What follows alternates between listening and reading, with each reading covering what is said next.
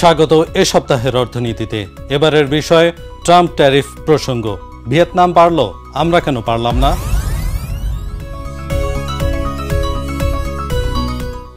শেষ সময়ে এসে দৌড়ঝাঁপ করে যুক্তরাষ্ট্রের সঙ্গে বাংলাদেশের দ্বিতীয় দফায় 3 দিনব্যাপী বাণিজ্য আলোচনা গত শনিবার শেষ হয়েছে কোনো সুখবর ছাড়াই।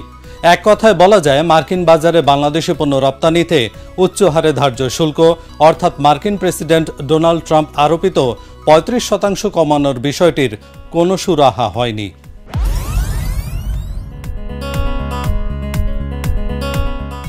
ঢাকা ওয়াশিংটন কোনো ঐক্যমতে না পৌঁছানোর কারণে এটা এখন নিশ্চিত যে ট্রাম্প প্রশাসন বাংলাদেশের ওপর যে বাড়তি শুল্ক আরোপ করেছে সেটি বহাল থাকছে, যা 1 আগস্ট থেকে কার্যকর হবে। বাংলাদেশ কর্তৃপক্ষ যদিও বলছে যে তা কমিয়ে আনার চেষ্টা চালানো হচ্ছে, ব্যবসায়ীরা তাতে আশ্বস্ত হতে পারছেন না।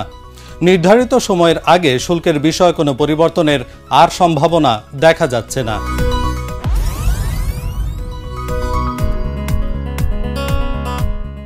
বাংলাদেশ থেকে যুক্তরাষ্ট্রের আমদানি শুল্কের গড় হার 15%। ট্রাম্পের এই অতিরিক্ত 35% শুল্ক আরোপিত হলে বাংলাদেশের জন্য প্রকৃত শুল্ক হার হবে 50%। অন্তর্বর্তী সরকার যুক্তরাষ্ট্রের সাথে একটি চুক্তিতে উপনীত হতে না পারায় এই শুল্ক হার বাংলাদেশের অর্থনীতিতে বড় নেতিবাচক প্রভাব ফেলতে যাচ্ছে। বাংলাদেশের পণ্য রপ্তানির একক বড় বাজার যুক্তরাষ্ট্র। 2024-25 অর্থ বছরে যুক্তরাষ্ট্রের বাজারে বাংলাদেশের $870 কোটি পণ্য রপ্তানি করেছে, যা দেশের রপ্তানি আয়ের 18%। বাংলাদেশের 2337 প্রতিষ্ঠান রপ্তানির সঙ্গে সম্পৃক্ত। 2024-25 অর্থ বছরে যুক্তরাষ্ট্রের বাজারে বাংলাদেশ $870 কোটি পণ্য রপ্তানি করেছে, যা দেশের রপ্তানি আয়ের 18%। বাংলাদেশের 2337 প্রতিষ্ঠান রপ্তানির সঙ্গে সম্পৃক্ত। বাংলাদেশের পণ্যের ওপর যুক্তরাষ্ট্রের শুল্ক ঘোষণায় দেশের 8 শতাধিক রপ্তানিকারক প্রতিষ্ঠান বড় ধরনের ঝুঁকিতে পড়তে পারে বলে আশঙ্কা করা হচ্ছে।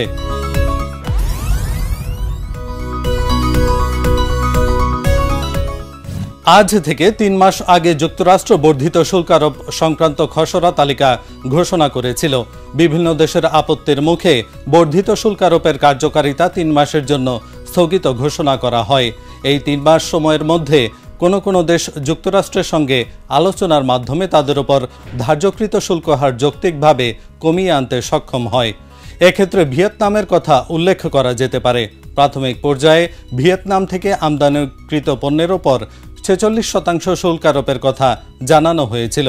ভিয়েতনাম সরকার যুক্তরাষ্ট্রের উপযুক্ত কর্তৃপক্ষের সঙ্গে আলোচনার মাধ্যমে তাদের রপ্তানি পণ্যের ওপর আরোপিত বাড়তি শুল্ক হার 46% থেকে 20% নামিয়ে আনতে সক্ষম হয়েছে।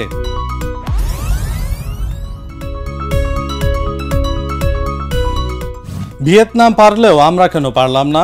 3 মাস সময় তো কম ছিল না? এসব প্রশ্নই এখন ব্যবসায়ী মহলে ঘুরপাক খাচ্ছে। 35% কোনো সুরাহত হয়নি, উপরন্তু মার্কিন যুক্তরাষ্ট্রের প্রতিনিধি বাংলাদেশি বাণিজ্য প্রতিনিধি দলের সাথে আলোচনায় 40% স্থানীয় মূল্য সংযোজনের শর্ত প্রস্তাব করেছেন, যা বাংলাদেশের ব্যবসায়ী সমাজের জন্য একটি বড় চ্যালেঞ্জ হতে পারে। সব মিলিয়ে বলা যায়, সরকার শুল্ক বিষয়ে যুক্তরাষ্ট্রের সাথে বাংলাদেশের পক্ষে কোনো ফলপ্রসূ আলোচনা করতে না পারায় বাংলাদেশের রপ্তানি খাত বড় ঝুঁকিতে পড়েছে। বিশেষ করে তৈরি পোশাক শিল্প এক বড় অনিশ্চয়তার মুখোমুখি হয়েছে।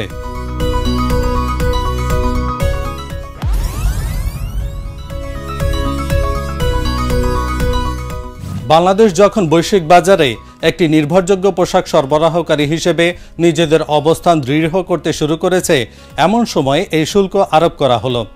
2024 সালে যুক্তরাষ্ট্রে $7.4 বিলিয়ন পোশাক রপ্তানি করেছে বাংলাদেশ। মহামারী থেকে শুরু করে বাজারের পরিবর্তনশীল চাহিদা সবকিছু সামাল দিয়ে শিল্পটি ঘুরে দাঁড়িয়েছিল। কিন্তু এখন এই অতি উচ্চ শুল্ক কাঠামোর কারণে মার্কিন বাজারে বাংলাদেশি রপ্তানিকারকদের টিকে থাকাই কঠিন হয়ে পড়বে। যুক্তরাষ্ট্রের বিভিন্ন ব্র্যান্ডের পোশাক ক্রেতারা অর্ডার স্থগিত করা শুরু করেছে। মূলত যুক্তরাষ্ট্রের সঙ্গে বাংলাদেশের উচ্চ পর্যায়ের প্রতিনিধি দলের আলোচনা ফলপ্রসূ না হওয়ায় এ উদ্যোগ নিচ্ছে তারা। ইতোমধ্যে বিশ্বখ্যাত ওয়ালমার্ট বাংলাদেশে পোশাকের কিছু অর্ডার পিছিয়ে দিয়েছে। আর কিছু অর্ডার স্থগিত করেছে। এ নিয়ে আন্তর্জাতিক গণমাধ্যম রয়টার্স সংবাদও প্রকাশ করেছে। প্রায় $2 বিলিয়ন অর্ডার স্থগিতের আশঙ্কা করছেন পোশাক রপ্তানিকারকরা।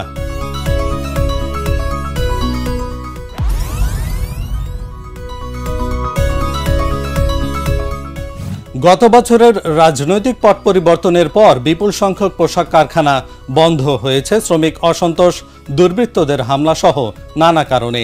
এখন আবার সেই পরিস্থিতির মুখোমুখি এই শিল্প। আমেরিকার বাজারে আগামী গ্রীষ্মকালের পোশাক রপ্তানিতে বাংলাদেশ ধাক্কা খাবে বলে ধারণা করা হচ্ছে। গ্রীষ্মকাল হল নিট গার্মেন্ট রপ্তানির বড় মৌসুম।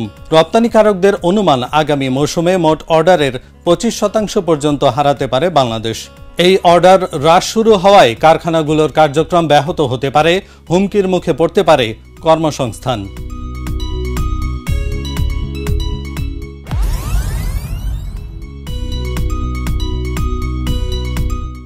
শুল্ক হ্রাস নিয়ে কোনো সমঝোতা না হওয়ায় বাংলাদেশের জন্য একক বড় বাজারে শুধু অর্ডার হারানোর চিন্তা নয়, বরং বাংলাদেশের অর্থনৈতিক প্রবৃদ্ধির ভিত্তি নড়বড়ে হয়ে যাওয়ার আশঙ্কা তৈরি করেছে। 3 মাস সময় পেয়েও বাংলাদেশ যে কিছু করতে পারেনি সেটাই এখনো স্পষ্ট। হয় বর্তমান সরকার বিষয়টি গুরুত্ব দিয়ে বিবেচনা করেনি, কিংবা দক্ষ মানুষদের দর কষাকষিতে পাঠানো হয়নি। আজ এ পর্যন্তই। পরবর্তী এ সপ্তাহের অর্থনীতি দেখার আমন্ত্রণ জানিয়ে শেষ করছি। ধন্যবাদ।